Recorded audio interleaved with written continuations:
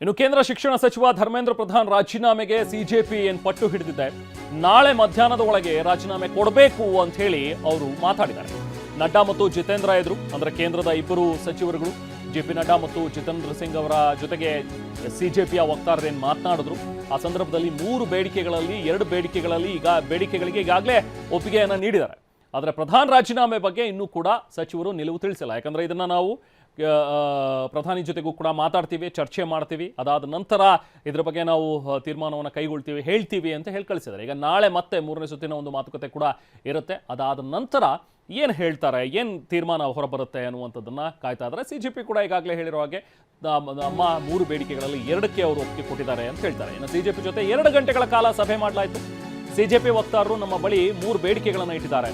CJP ಜೊತೆಗಿನ ಸಭೆ ಬಳಿಕ ಜೆಪಿ ನಡ್ಡಾ ಹೇಳಿದಂಥ ಮಾತು, 5 ಸುಧಾರಣಾ ಸಲಹೆಗಳನ್ನು ಕೂಡ ನಮ್ಮ ಮುಂದಿಟ್ಟಿದ್ದಾರೆ.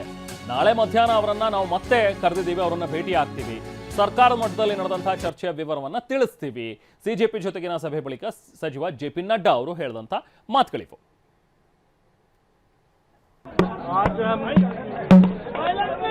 आंदोलनकारी लोगों के विषयों पर चर्चा करने के लिए यहाँ आए थे। लगभग 2 घंटे बातचीत चली। सरकार की ओर से मैं और मेरे साथ भारत सरकार के मंत्री जितेंद्र सिंह जी बातचीत में शामिल हुए।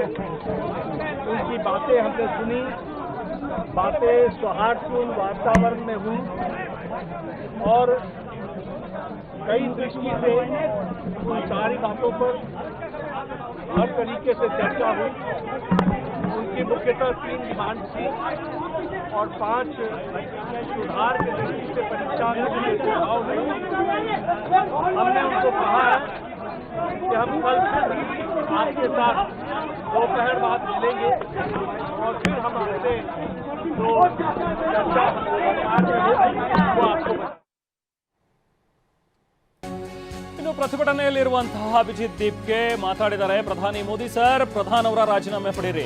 ನೀವು ಧರ್ಮೇಂದ್ರ ಪ್ರಧಾನ್ ರಾಜೀನಾಮೆ ಪಡೆಯದೇ ಇದ್ರೆ ದೇಶದ ಯುವಕರು ನಿಮ್ಮ ರಾಜೀನಾಮೆಯನ್ನ ಕೇಳಕ್ ಶುರು ಮಾಡ್ತಾರೆ ಅಂತ ಹೇಳಿ ದೆಹಲಿಯಲ್ಲಿ ಸಿಜೆಪಿ ಸಂಸ್ಥಾಪಕ ಅಭಿಜಿತ್ ದೀಪ್ಗೆ ಆಕ್ರೋಶ ವ್ಯಕ್ತಪಡಿಸಿದ್ದಾರೆ. ಪ್ರಧಾನ್ ರಾಜೀನಾಮೆ ಕೊಡಲೇಬೇಕು ಅಂತ ಘೋಷಣೆ ಕೂಗಿ ಕಿಡಿಕಾರಿದರು. तो भी सौरभ और आशु ने सारी इंपॉर्टेंट बातें तो बताई दी है. मैं बस 2 चीजें कहूंगा. सबसे पहले धन्यवाद जेपी नड्डा जी का. आज हमारे भाइयों को 5 घंटे बिठा कर नहीं रखा आपने, बड़ी जल्दी फ्री कर दिया. Thank you for that.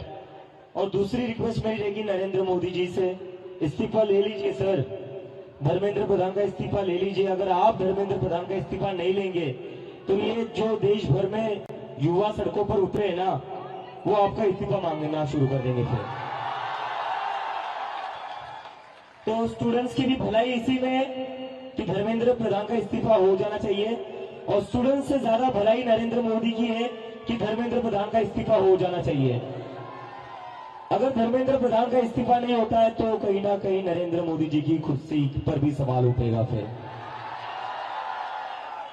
So I again request the prime minister of India mister Narendra Modi, please sack Dharmendra Pradhan. If you don't sack Dharmendra Pradhan, the youth will ask for your resignation. और मैं आप लोगों से बस एक request करना चाहता हूं, जैसा आशु ने कहा, we are very close to the finishing line. हम काफी क्लोज आ चुके हैं. मुझे लगता है कि इस्तीफा लोड हो ही रहा है.